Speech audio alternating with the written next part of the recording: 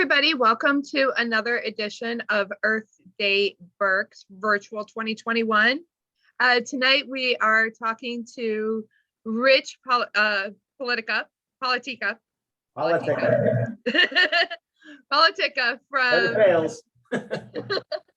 the Berks History Center, and he is one of our local historians. And tonight he's going to be sharing how Penn's Commons to City Park, how that transition has happened over 250 years we've had it as an asset to our community. So we're going to let him get started and enjoy. Thank you, Bethany, and welcome. Tonight's program is called Penn's Commons to City Park.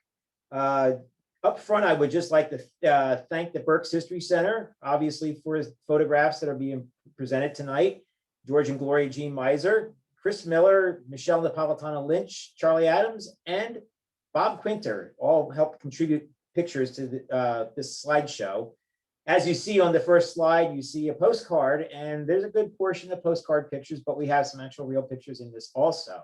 So I'm going to try and make it nice and fun and pretty educational, and let's just sit back and enjoy. And we'll go to our first slide, and it kind of tells us right along Perkiomen Avenue what Penn's Commons was all about, given in common to the citizens of Reading in 1748 by the family of William Penn. When it says in common, it was basically given to the city of Reading. Well, it wasn't the city at that point. It was still just the town of Reading. For common grounds to recreate. As time went on, there was a use for the park as a drinking reservoir that was served the city of the town of Reading, I should say. And it also housed the county prison for quite a long time also, up until 1932. And we'll touch into that as well.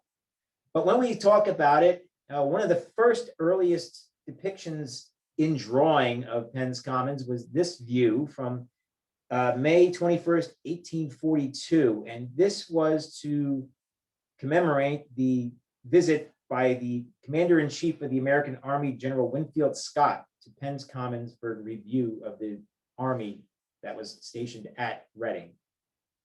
And this was like the first earliest depiction of the Commons at that point in time.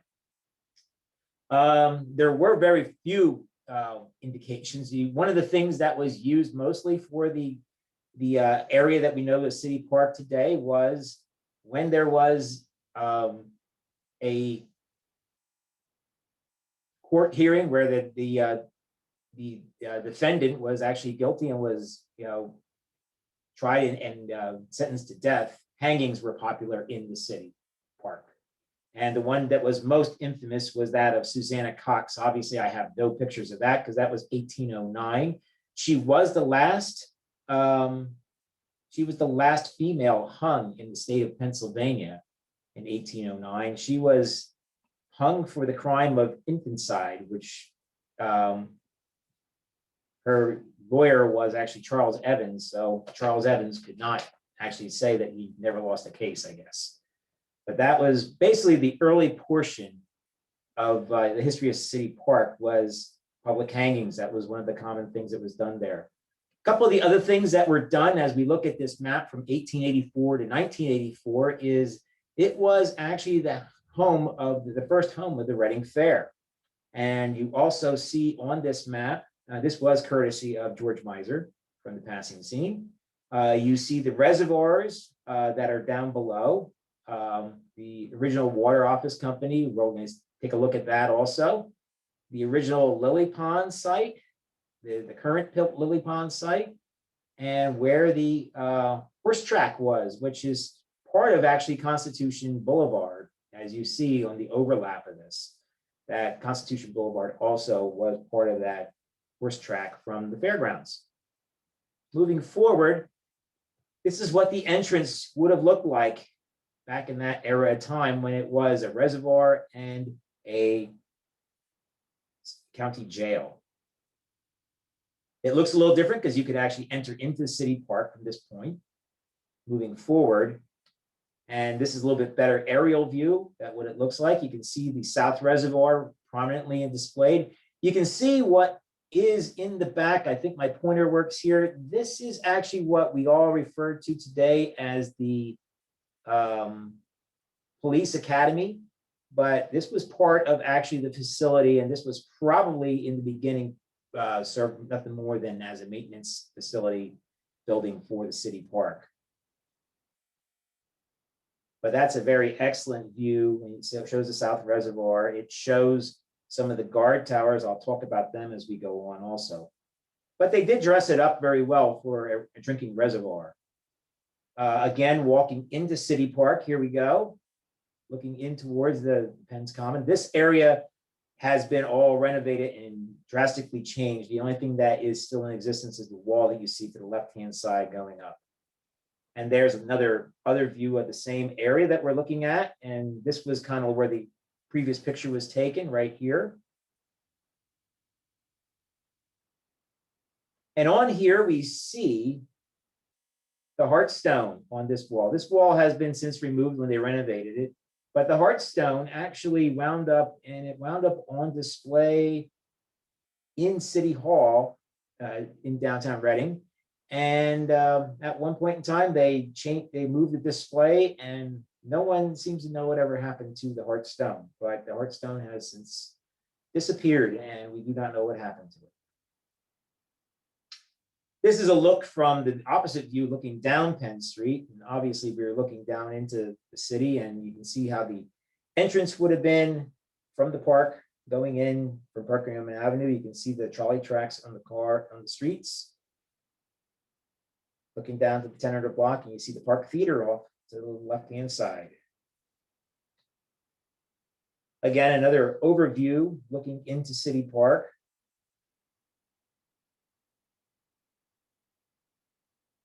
And now we're coming to one of the first statues that you see, and that first statue is the Fireman's Memorial, which was erected in 1901. And this is at its original location. As you can see, the steps which still exist towards where the old prison used to be, it was further up from where it is currently now. It was moved to its current location when that plaza was renovated down towards the head of Penn Street. And the original intent was that the Goddess of Liberty that was actually now in the lobby of the courthouse and used to sit on the second courthouse, atop the second courthouse, was supposed to go to this site. But whatever happened, the transfer of the goddess statue to the park failed to materialize, and the Fireman's Monument was moved to take that place over from the Goddess of Liberty. The one thing that we did lose was the nice little chained off fire hydrants, which I thought was always kind of nice. And then we're going to look at this little tree in the back here, because the way it's sitting out there, we'll talk about that in a little bit. But here's another view of that same area in conjunction with the Fireman's Monument and with the prison. And this is these steps still exist today, going to the South Reservoir, which is now the basketball courts. So you can see in conjunction as to where that actually sat. And so a lot of this all still does exist pretty much as you see it today, with the exception of the location of the statue. This is actually a glass slide, courtesy of Chris Miller, my friend Chris Miller. And this is actually of the prison. It's a unique view. A couple of these glass slides, he invited us over to take a look at his glass slide show that he had. And there were quite a few unique slides that I actually used my cell phone to take pictures of. And I think for all things considered, I think they came out pretty well. But this is a unique view of the prison on a glass slide. The prison, Norman-style city prison. It was designed by architect John Haviland, who was English-born American. John Haviland had done quite a few prisons in the United States, from Missouri to Eastern State Penitentiary to various different places around the United States. He also did the Walnut Theater in Philadelphia, so he didn't do just prisons. But this is actually, if you look at his biopic or whatever, his biography, it does list the Reading prison as one of his notable accomplishments. This was built in 1848, and it lasted from 1848 till 1932. A very interesting story about the prison from World War I, because one of the things I did with the Berks History Center was I curated the World War I exhibit for Berks County's involvement in the Great War.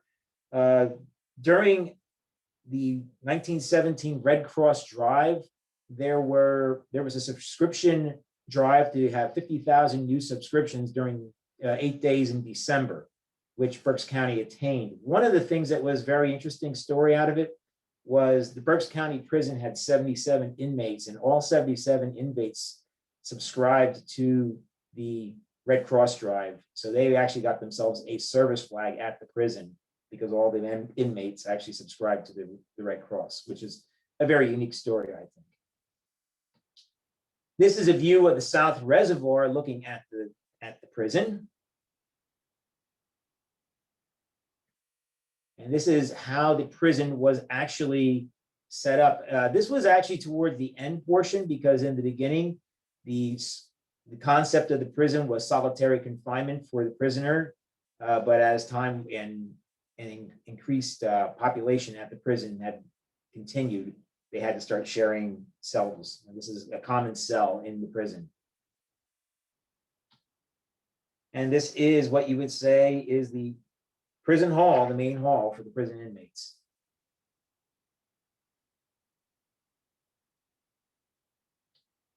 This is beginning in 1934. This is the beginning of the demolition process. If you look at the very top, you can see Mr. Haviland's name is up here at the very top of the screen.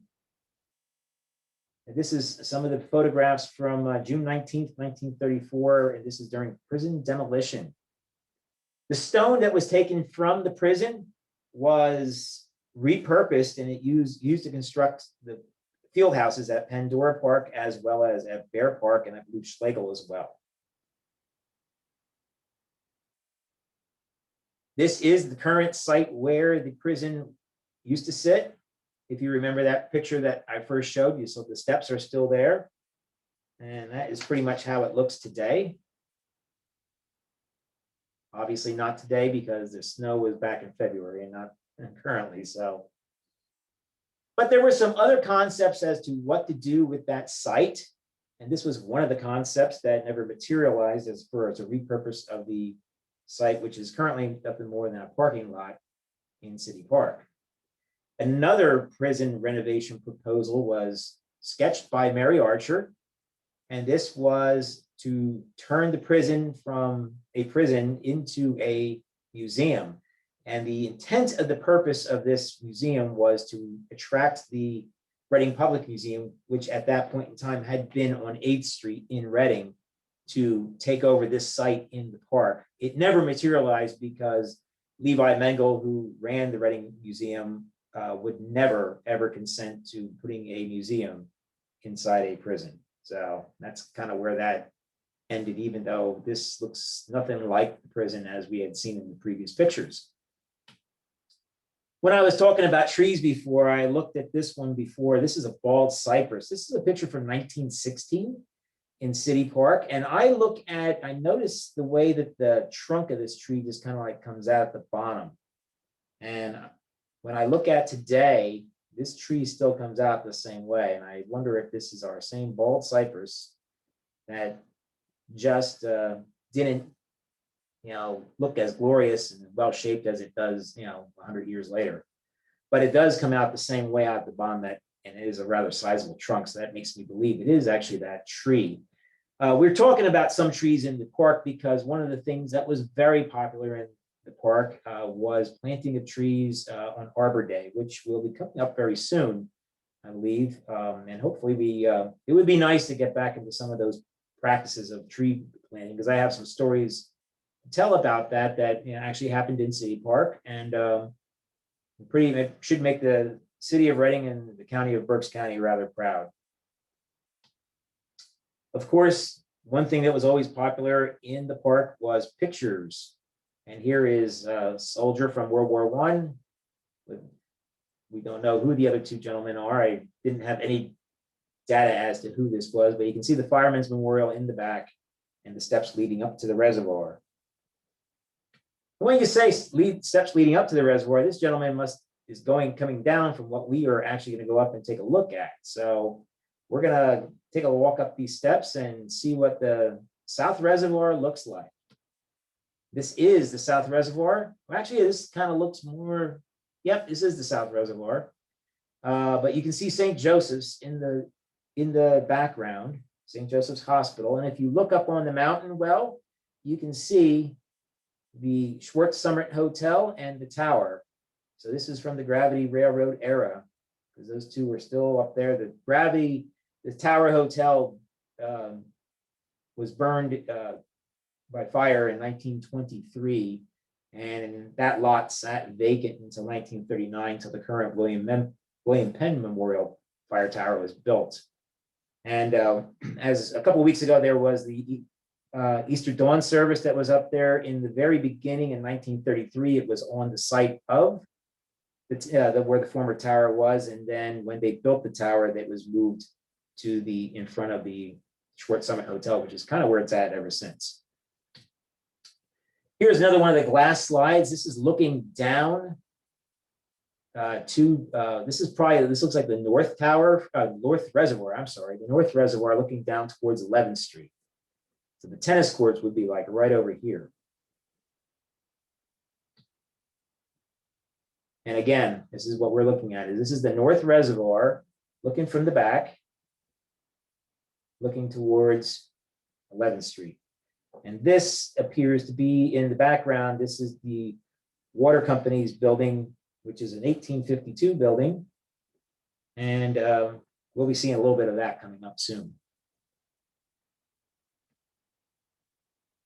Again, this is appears to be the North Reservoir. You can see one of these guard booths here, okay? And you can see some of the ornate statues that they put in to spray the water in the reservoir. One thing to keep in mind with the reservoir is that these reservoirs still exist today. They were covered over in 1910 by the direction of Emil Nubling, and we'll see a little plaque in honor of him coming up soon.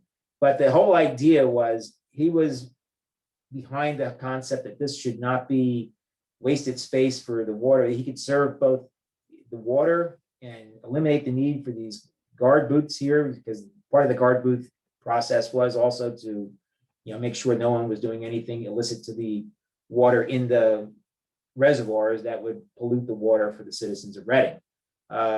So he was the one that proposed having these capped, so they are still functioning reservoirs. That people do know about that today. They are still functioning reservoirs, but they you don't see the water.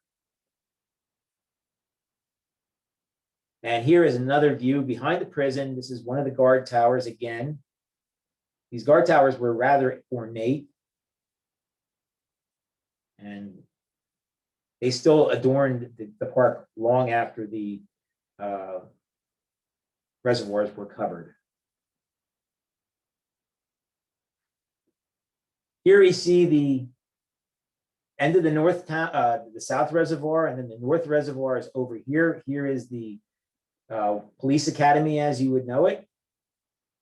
And this would be like where the tennis courts are now today over here.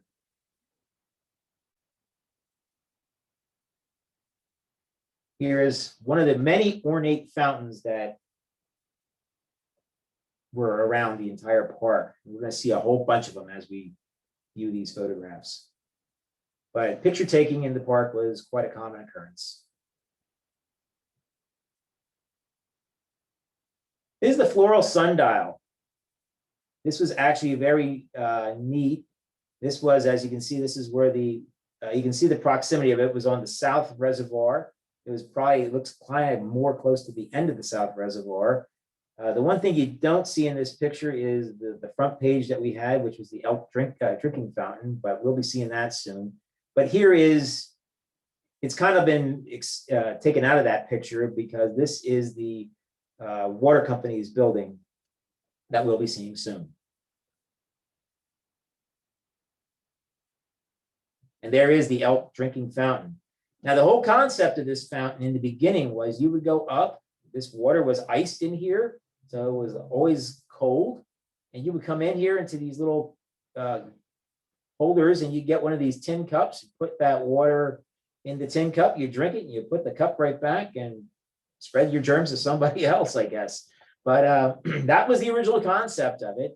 The whole beautification of the park came about when they started to move the fairgrounds out of the park, and it was under the direction of George Baer, and that was during the 1890s when they decided to glorify and beautify the park into what we saw in a lot of the postcards and a lot of the images that you see here.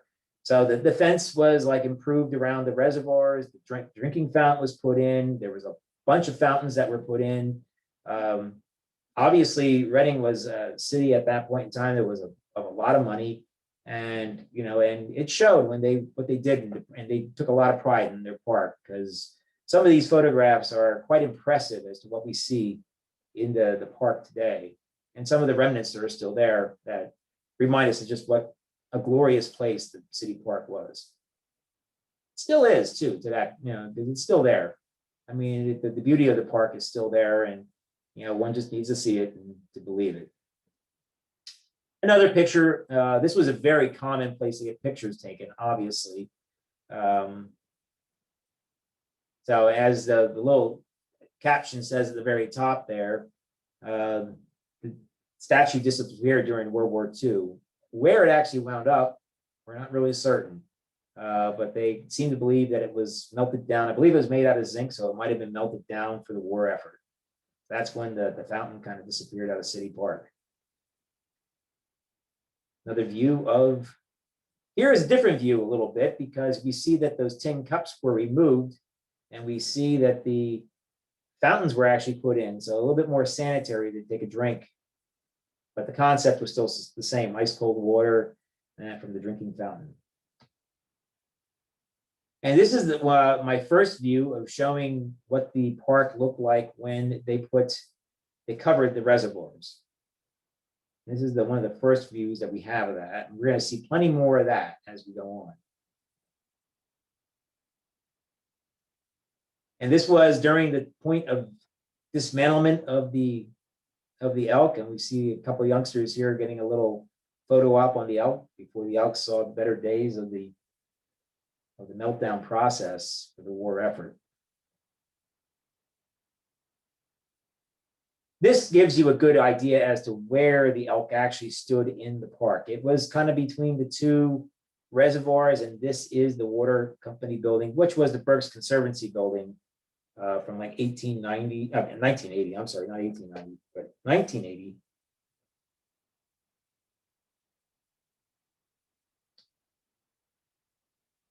And we can see how the difference in the park looked when they put the pavilions in.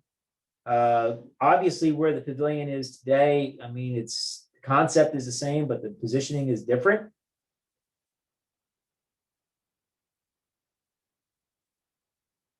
And here is the plaque that I took this picture last year for Emil Nubling, and this was for who had a love for children and a sympathetic understanding of the playground movement. And Bethany, we were talking the other day about just how significant the playground setup was in city of Reading, and that was part of what the park was supposed to be for the people, and children were part of the people as far as Emil Nubling was concerned. So that's part of the drive why the reservoirs were covered and being used for playing surfaces. Just like I see in this picture here. So it appears as on both of these that both of the reservoirs had pavilions on them.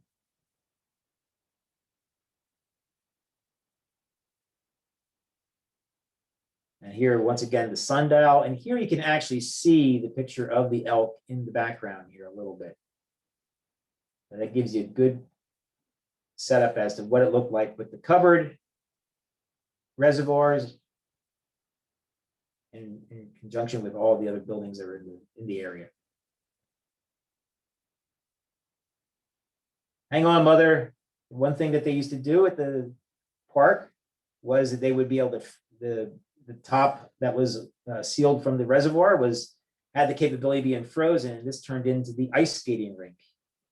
They used the lily pond, which we'll see a little later on, as an ice skating rink, but earlier, before this, but once this was capable of being frozen for ice, that's what they used the courts for. And we see that building once again in the background here.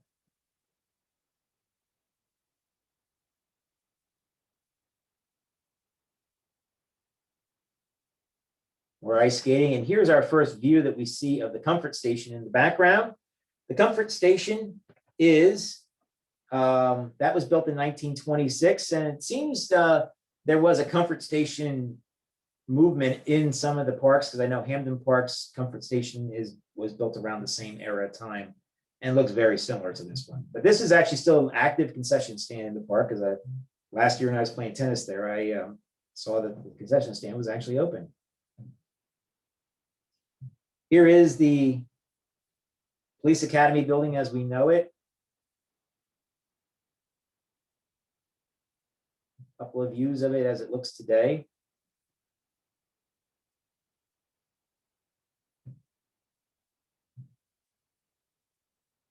And here is the concession stand as we know it today.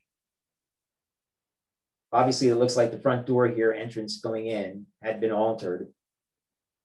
But I did see on the side where the opening for the concession is that it was open and it was in use. The North Reservoir tennis courts. I play tennis on court number 2 here a lot. And from now on, I'll always refer to it as the North Reservoir, so not the tennis courts. This gives you how much area that was open. Kind of interesting to know that there was water actually underneath and no one even knew about.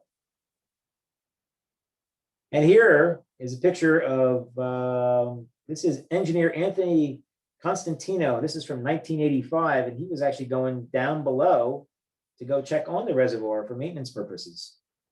So this is actually from the passing scene also, George Miser.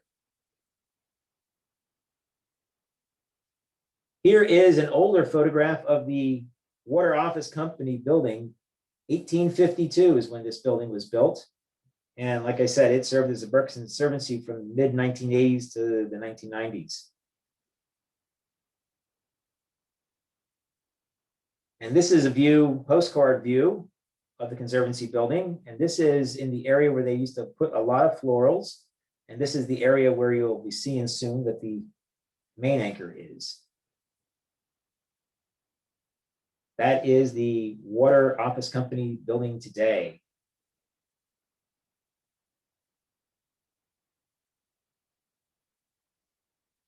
And when I was talking about the main, here is the exercises for the unveiling exercises for the dedication of the main anchor. As we see on this, we had some people that were involved that were, Franklin Roosevelt was here. He was Assistant Secretary of the Navy. He's the one that presented the anchor to the citizens of Reading. A lot of people ask, how did we wind up getting the main anchor? Well, the main anchor was pretty much something that if you sent in an application to the government, you got yourself a piece of the main. As they pulled the wreckage out of Havana Harbor, they were actually brought to a yard in the United States where you could actually submit a claim for something, and Reading submitted the claim and we got the anchor. And hence what we have today is the main anchor, which was restored about 7 or 8 years ago. I remember we were there for the unveiling of that restoration. The Berks History Center was. Here is in the beginning when it was obviously a high spot for photographs. And we can see the top of the reservoir. We can see the turret from the prison up above and all the benches above.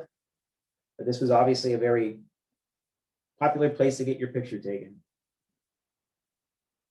And the floral, like I said, on the bank of the reservoir, Department of Water, they were very proud, and you got to see a lot of very good floral arrangements, very artistic floral arrangements throughout the park. One thing that was very, very popular.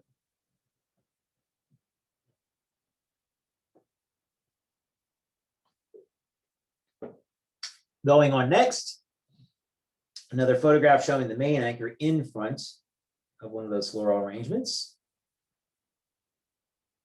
And another one. During World War II, the roll of honor of citizens serving in World War II in the armed forces overseas had their name listed on the roll of honor for Reading in our armed forces. This was during World War II. Temporary display for the patriotism that was very popular during the World War II era. This is some views of the main anchor today.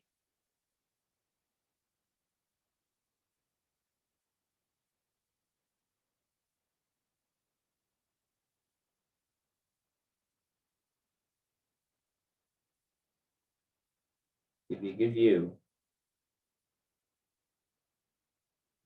So we're going to leave the anchor and we're going to start walking down Perkiomen Avenue. We're going to start looking at some of the monuments. One thing I did fail to mention before was when we were looking at the monument of the firemen, and I had said that there were some guys that were actually from Reading. The monument of the firemen at the Firemen's Memorial, that was actually cast as an image of Chief George Washington Bob Miller, who was chief of the Reading Fire Department from 1886 to 1915, I'm sorry, 1915. And that is a P.F. Eisenbrown. I'm sorry I failed to mention that before, but that's the reason why I'm mentioning that now is because this is the other monument that is actually in City Park that is cast after a Reading model. And this is the Christopher Columbus monument that was dedicated October 12th, 1925 by the Italian American Society of Reading. And the model for this monument was Dr. Jesse Mercer Gaiman of Reading. He was a doctor of natural healing. When he modeled for this, he was in his studies for natural healing because he earned his doctorate in natural philosophy in 1931. So he was a student at the time. So I guess that was helping to pay the bills, that modeling job. Now, this is Dr. Jesse Gaiman, and he was the model for the Christopher Columbus statue. Next, we have the Ringgold Light Artillery First Defenders Monument, dedicated July 4th, 1901. On it has the names of the Ringgold Light Artillery, who were the first to answer Abraham Lincoln's call to defend the Union when war broke out between the states. And it names the names of the members of the Ringgold Light Artillery, first to arrive at Washington to defend the capital from the Confederacy. Next, we have along the line, this is a model of the McKinley Monument. And this was, actually, this was erected into the city park in 1905.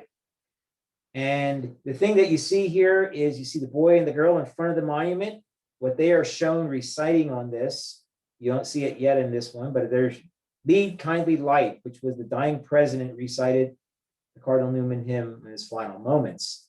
William McKinley, and that's why you see the little children around here, because William McKinley was a very highly revered, martyred president. One of the things was for how much of an industrialist center that Reading was at that time. McKinley was high in favor of the gold standard, which obviously the industrialists of Reading were very in favor of. So what the monument, after he was assassinated in 1901, there was a drive that was taken to make a monument towards William McKinley, and that was financed by efforts of churches, citizens, community organizations, and also school children. School children collected pennies towards the construction of the monument. And that's why you see part of it was the boy and the girl on the front of the monument also as well. This is a side view of the McKinley Monument. well dressed out. One thing we are noticing in these various different photographs that we're looking at is we're noticing that the two eagles that adorned the front, which have since been missing. And the other thing that we want to keep an eye out is over here is this tree here, because I'll be talking about this soon. Again, that's the McKinley Monument.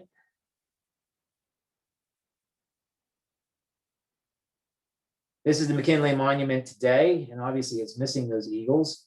A couple of years ago at the Fire and Ice Festival, there was an effort launched by the local breweries to raise funds for the restoration of this monument. So they crafted a beer to help raise funds. So hopefully those efforts continue, and hopefully that they also result in getting this nice monument well restored. Here is last public utterances of the Pan American Exposition where McKinley was assassinated. He did not die immediately. He lingered for a few days before he passed away, and then Theodore Roosevelt took over as President of the United States. One more view of the monument. This is the tree I was talking about. And the reason why I'm pointing out this tree is this is actually a black walnut. This black walnut tree came from Mount Vernon.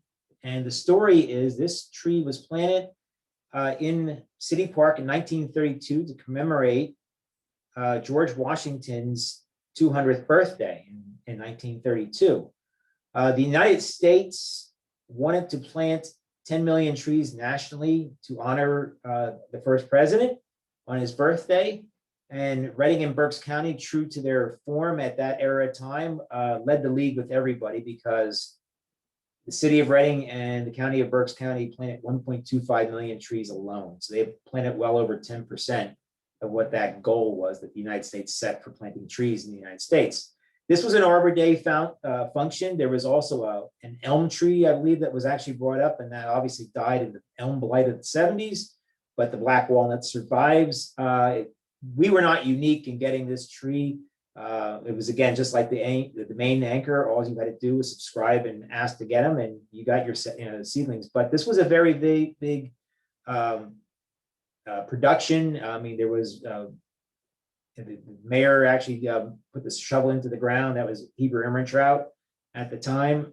And so it was a very interesting thing with how much pageantry was put behind Arbor Day in those days. Something that it wasn't basically just a couple of people standing around and planting a tree. It was, they had parade. I had talked about some of the presidential memorial forest up on Mount Penn, where they would actually, the Boy Scouts would actually march the mayor up and plant trees up on Mount Penn. So there was a lot of that stuff that happened.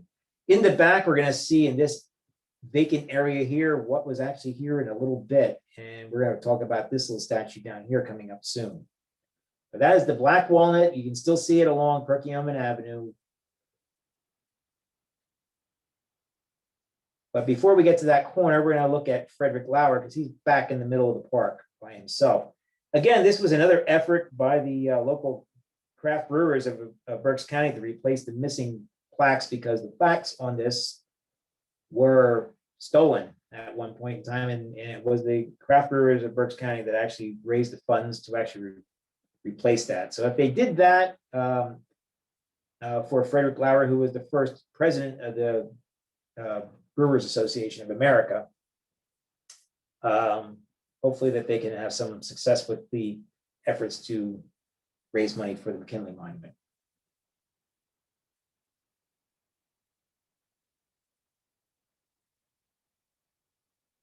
Frederick Lauer. Here we're taking a look at a Norway maple in 1916. This is in one of our collection. We had a whole bunch of photographs and pictures of trees. And from looking at this tree, it's like you have no idea where it is. It does not exist anymore, unfortunately. But when we look at it in the wintertime, we can see that in the back here is the first Defender's Monument. So we have a good idea exactly where this was at. And we can see the road here also below it. This is a fountain below the lily pond, up above. This is the bank going up towards where the current band shell would be, but this is the bank below the lily pond. And this is one of the nice fountains that you see, and we'll see what they turned this into a little later on in a later photograph. Another one of the fountains in City Park. There seem to be, you can see its proximity and closeness to the front of the prison as to where this actually was at. And this most likely is pretty much a different fountain because it's not the one that we had just looked at. This is the fountain on that empty space down from the black walnut that I pointed out just recently. This is the fountain that used to sit in that area. The steps are still there. That area is just open space, but that is the fountain that used to sit there. We had a lot of nice fountains in City Park. Again, that was all the efforts of George Baird during the 1890s. And in front of it, the fountain, we still see the monument that we all call the Headless Turtle. But as we can see in the original configuration of the Headless Turtle, he did have a head. This was crafted by P.F. Eisenbrown. Once again, this is by their sculptor, Herman Strecker, who was one of their well-known and quite colorful sculptors. Here is the Headless Turtle today, missing his head.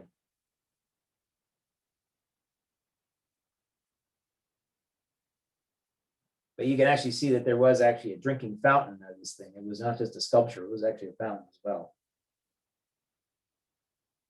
This tree is actually a tulip poplar. This was planted, I believe, in 1925, and this was another Arbor Day celebration. This was to commemorate the fallen soldiers of the Great War, or as we know as World War I. Here's another picture of that same tree. The original tulip poplar was planted on the site of the World War I memorial in Veterans Grove, and it did not take. And then when it died rather prematurely shortly after it was planted, and then they decided to put the monument there in its stead. And then they actually decided to plant another tulip poplar, which did take and is now part of the park. Here is the Vietnam Memorial. This was from 1988.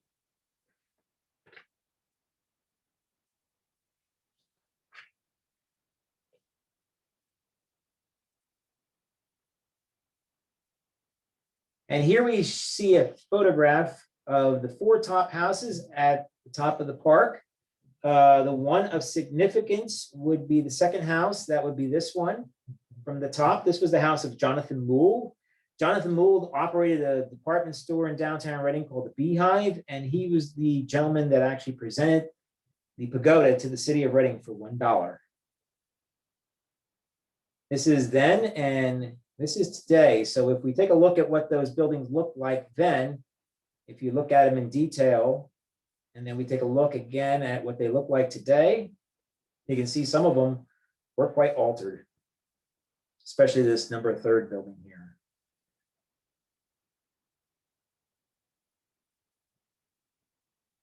That's another view of the same 4 buildings. But this was Jonathan Mould's home here.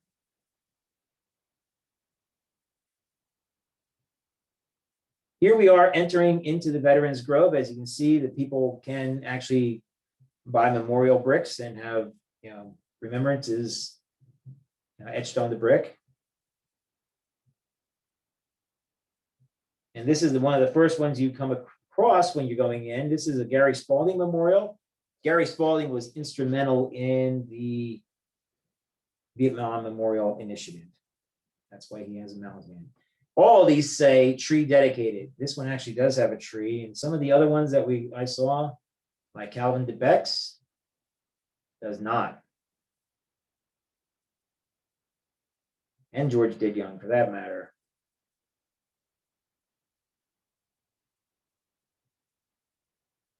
But all of these guys actually Vietnam War veterans. These were all gentlemen that were instrumental in that Vietnam Memorial.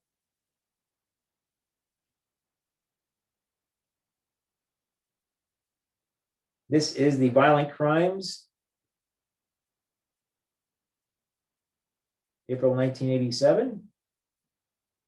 Korean War Memorial, 1953.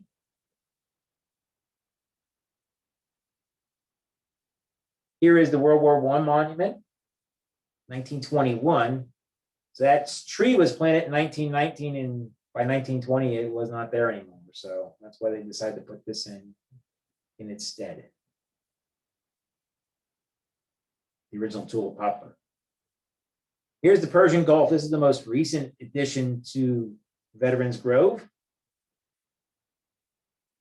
You can see its proximity to the Volunteer Firemen's Memorial Fire Band Shell.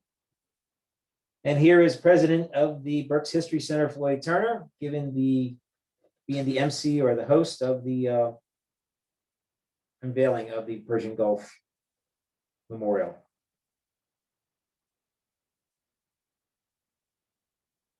This is the women's Veterans Memorial dedication that was dedicated in 1999. Here is the World War II Memorial.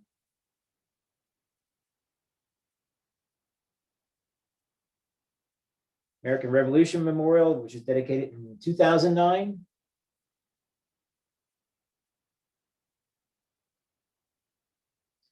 Here is the dedication of the Memory Tree Memorial.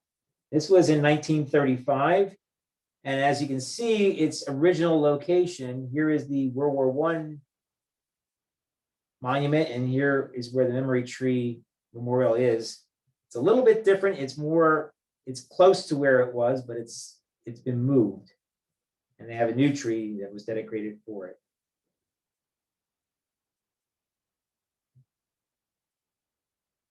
To the American War Mothers by Reading Chapter 25.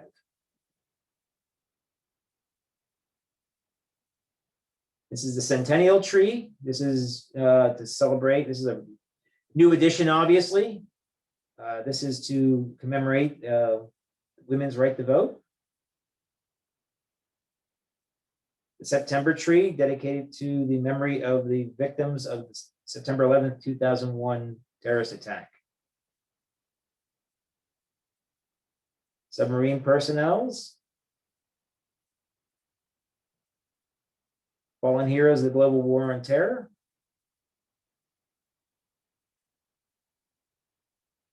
If you wanted to leave City Park and go up to Mount Penn, up to the pagoda, you could. And this is how you used to do it. You would take a set of steps all the way to the top. I had read some stories of moonlight hikes from City Park to Kukler's Roost up on Mount Penn. And I have a feeling this is kind of how they started it out. I mean, I think they just took the steps right up to the top and just walked their way across. Or you could have taken the car up Mount Penn Boulevard, now known as Duryea Drive. Another view of the same. But I think we're going to stay in the park, and we're going to go back down into the park. And we are looking now at the American Hellenic Educational Progressive Association Memorial. And what that is, founded for the fight for civil rights and against discrimination, bigotry, and hatred felt at the hands of the Ku Klux Klan. That is what that memorial is all about. So once we get, this is actually between Veterans Grove and the Lily Pond. And here we are at the Lily Pond.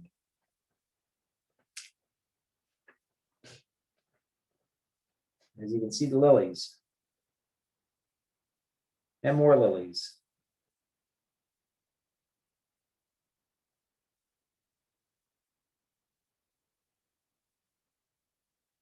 This instance, it's kind of cleared out, but this is basically the area that we know where the shelter is, the band shell is today, where we go to see concerts in the summer in the park. And back then, that was a popular spot for ice skating. Not only was it a popular spot, it was a very popular spot, as you can see from all the people on the pond.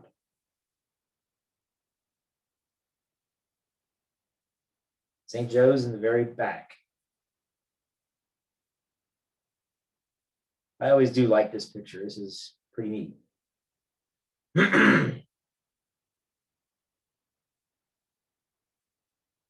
Before the band shell, there was the band pavilion.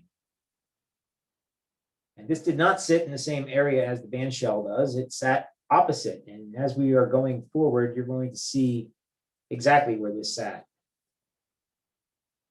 Because you can see St. Joe's in the background on this postcard straight ahead. And here's where the band shell is. So it was on the opposite side of where the current band shell is, the bandstand, I should say. I'm sorry. And this gives you a clear view because these steps still exist. And the iron spring over here still exists also as well. So this gives you a clear view exactly where it was. It's a very popular place. And there is the iron spring. And there's the iron spring before the steps were put in. And here's the discharge of the spring into the pond. And there's the band.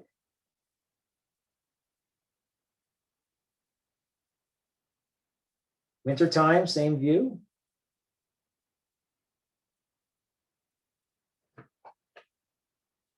This is Christmas Eve, 1897, same view. Here we see a little boy doing a salute. One thing that was popular at the bandstand here back in the early part of the 20th century was this was a very popular place for gatherings. During my World War I research, I came across a unique story where the United States wanted to promote patriotic sings in communities to keep patriotism in the home front alive and well. So one of the things that they wanted with the patriotic sings, the members of the Reading Choral Society recruited 350 men to form a group called the Liberty Chorus, and they would go around and they would sing in various different, anywhere that wanted welcome them to do a patriotic sing, and that's whether it was parks in outlying Berks County or downtown Reading or wherever. I mean, at one point I read that in my research, I think they had like 56 engagements in like 70 days, and that's kind of heroic in my opinion. But the one thing that was interesting when you look at this picture is during that era of time, it would be not uncommon to read in the newspaper where 19 men were arrested on a Sunday afternoon for violating the blue laws, and those 19 men would be for playing baseball. That was what the blue laws were all about. That was a day of rest. The only thing you really were allowed to do was just to go to church, but you were really not allowed to really do anything else. And that was even recreational in that direction. But the Liberty Chorus actually did have a few concerts on Sundays, and they did have one at this bandstand. They had a couple of them at this bandstand actually in City Park, and they drew in excess of 15,000 people on a Sunday evening to hear them sing patriotic songs like "Pack Up Your Troubles in Your Old Kit Bag" and "Smile, Smile, Smile" up at the bandstand. This is another one. This is actually from 1905, and this was for the William McKinley dedication program when they dedicated the monument down on Perkiomen Avenue.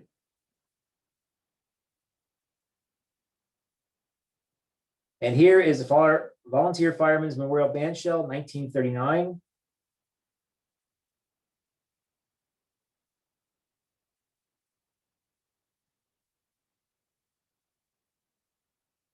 This, I believe, is part of the opening ceremonies for it when it opened in 1939.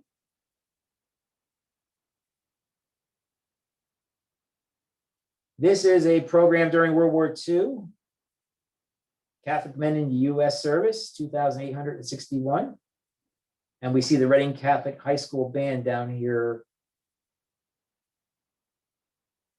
for this commemoration. Again, like I said, very popular here at the graduations were common here. Obviously, in the beginning of Earth Day, I was hoping to have been able to get some pictures of that, but unfortunately I was unable to. But there was music that was played here, rock music that was played here in the beginning of Earth Day, 1970, when we go back to the beginning of the roots of the day that we celebrate this week. This is one of the common pictures that we had seen of the band shell before it was renovated in the late 80s. It had that blue backdrop in the white. Many graduations were here over the years. And this is kind of what it looks like today, minus the snow, obviously.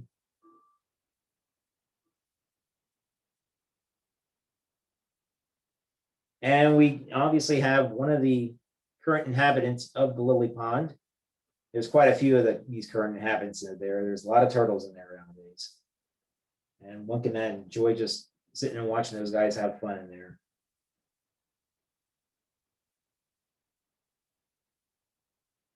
This is Constitution Boulevard here, and this is like the old racetrack here, is what we see here. This would be currently what you would see as the old racetrack, and in here would be where the former Rose Garden was. That was part of the original horse track from the fairgrounds days. Here's the Rustic Spring House. This was the original spring house that was designed by Alexander Forbes Smith. For those of you who know downtown Reading and remember and with fond memories, the store Pomeroy's, Alexander Forbes Smith was actually the architect for the 6th and Penn Street corner of Pomeroy's. And this was one of his other donations to the city of Reading. He was another architect that was pretty widely known and had dedicated a lot of significant structures to the city of Reading. But this was the spring house there. Another view of the same. And again, we see the original greenhouse in the background here. And up in the back of the mountain, you see the Summit Hotel also as well. Another view of that spring house. And its proximity to St. Joe's Hospital. This was after that was taken down, and this was the replacement, second spring house that was put on. And this is a line of Norway maples, which you still see some remnants of these guys today, offsprings of them, not exactly in the nice line that you see today, but there are still some of them that are around. There's the Dove Rock in the background. And we're kind of looking towards the spring house area. We see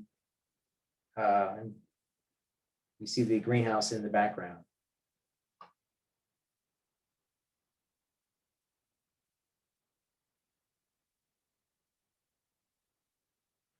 There is the Dove Rock, and this is a rock commemorating the Rose Garden that was in this area. Dove Rock was done by Ramon Lego in 1972. It was renovated in the 1990s, and it looks like it could use a little bit more tender love and care help once again. And hopefully we can get that happening.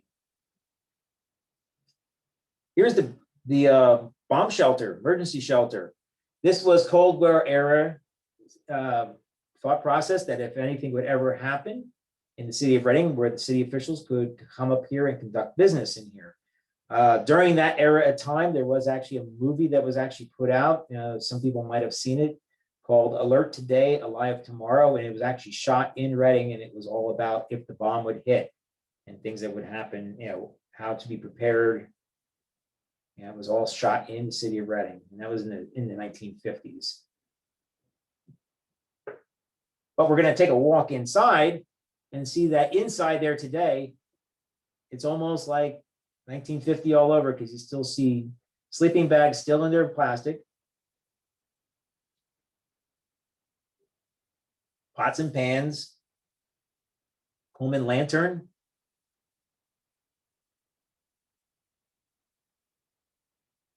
And I'm not necessarily sure what these things are here, but this is part of inside. My friend Michelle Napolitano Lynch had the ability to go in here for the Reading Eagle the one time a couple of years ago to actually get some of these photographs for me. So and I'm thankful for her for that. Here is the greenhouse, I should say. I'm sorry, the greenhouse. This is the original greenhouse. One of the things that I have in here, you can see that it's completely different from what we have today, because it had this rounded face on the front, and just a whole different concept of the whole place is all completely different. And more floral arrangements. And you can see the second spring house down here. You can see all those Norway maples on either side going down. But this, as you can see, is the one that we have today. Is from the car from the 1950s here, which appears like either the 40s or the 50s. You can see that this is the spring house, the greenhouse that we have today. Here is the original one. This is a rare view. This is from one of those glass slides that I was telling you about. We see the second spring house over here. The greenhouse is the original one.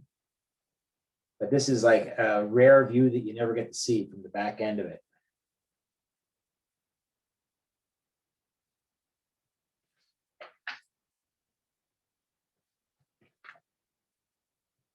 And here's an overview of the area. We see the original spring house, the original greenhouse, and this is where the original tennis courts used to be. As you see, a grass tennis court there. And as you see, there was more than one net there also as well.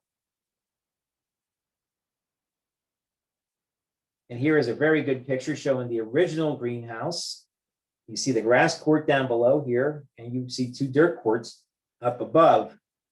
Me being the tennis player that I am, I always was intrigued by this photograph. So when I saw this photograph for the first time, I decided to take a walk up in City Park and try and stand in this very same spot. And if you keep an eye on this little dip in the knoll of the hill here, you're going to see in this very next picture, here is that dip in the knoll of the hill, and I'm kind of standing in the same spot. And you can see this court is still pretty much there. The lower court's obviously there. There's some trees that grew out onto them, but it's probably pretty much for the most part. And this is actually pretty much flat. It's just overgrown a lot. That's all it is. But that is the same vantage point of that same picture.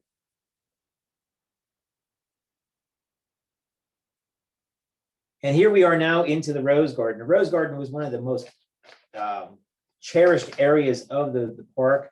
It did have it, it went into disrepair during the 70s.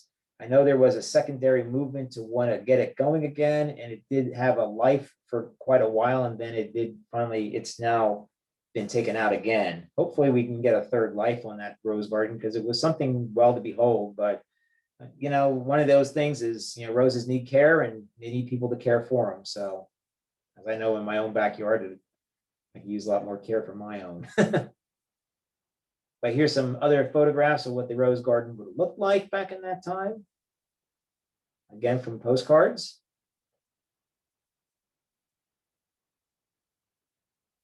You can see its proximity to the spring house, and then right behind in the trees that you can't see is the greenhouse back there. This is the Policeman's Memorial. That was dedicated in November of 2003. And you can see in the back here with all the walkways that are just empty. This is like kind of where the Rose Garden was and behind. We cannot talk about City Park without talking about marbles. And you can see how big of a deal in 1944 it was that, you know, the RAF might be doing night below lashes France, but then we can also see it, our marbles Mibster champion getting ready to play.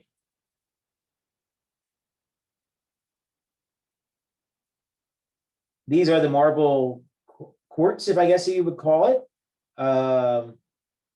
Today, the marbles are still very, very popular in the city of Reading. They're kind of held more in the schools. It would be nice if we get it sometime that we can actually get it back into City Park and get them played at City Park. I know a lot of the preliminary work was all, our tournament action is done in schools around town, but it would be nice to get some of the more of a bigger function going on in City Park again. And again, 1,050 Nazi bombs dropped on Paris in 1940, but we have a Reading Marbles champion too. So that goes to show how big of a deal the marbles were in City Park. One more view of the courts. You can see its proximity to the Comfort Station here, as well as the North Reservoir below it.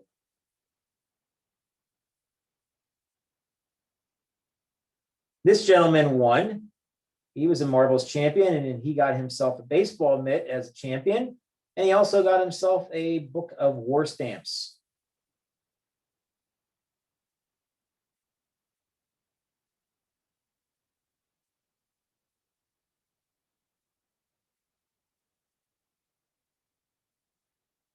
And here is a nice picture of just leisure activity in City Park.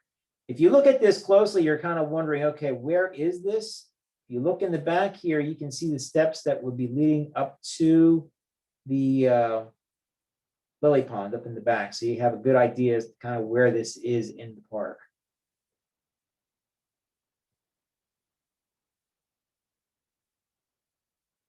Here we are now going over towards the Washington Street slash, this is going towards, taking it from Washington Street over to Walnut. As we can see St. Joe's in the background up here. Actually, St. Joe's is up here a little bit. And this is actually the fountain at 11th and Walnut.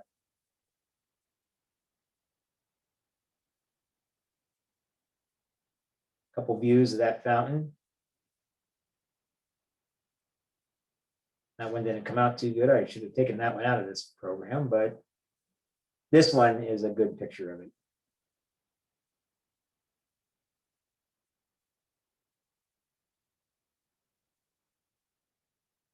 And then we can't have any kind of history of City Park without the Kitty Castle.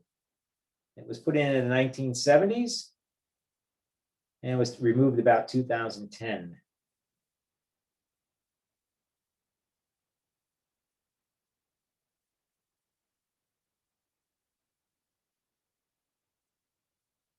These are some pictures that were supplied to me. These are home photographs from 1938, color photographs from 1938. These were supplied by Bob Quinter. He graciously allowed me to use these. There's the main anchor with the floral arrangement right below it.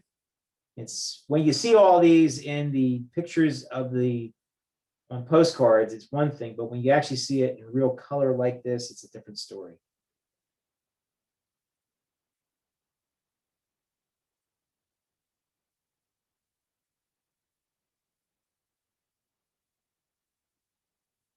There is that walkway coming up from Washington Street.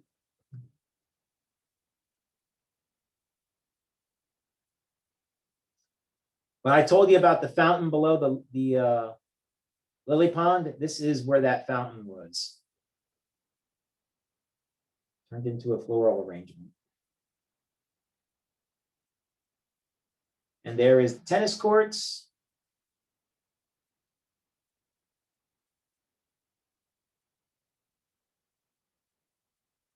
And with that, I say with an overview, I've given you a nice little view of City Park. I thank you for your time. Hopefully you enjoyed going around the years of City Park. And hopefully it'll give you a little bit more appreciation coming in the future as far as what City Park, Penn's Commons is for the city of Reading.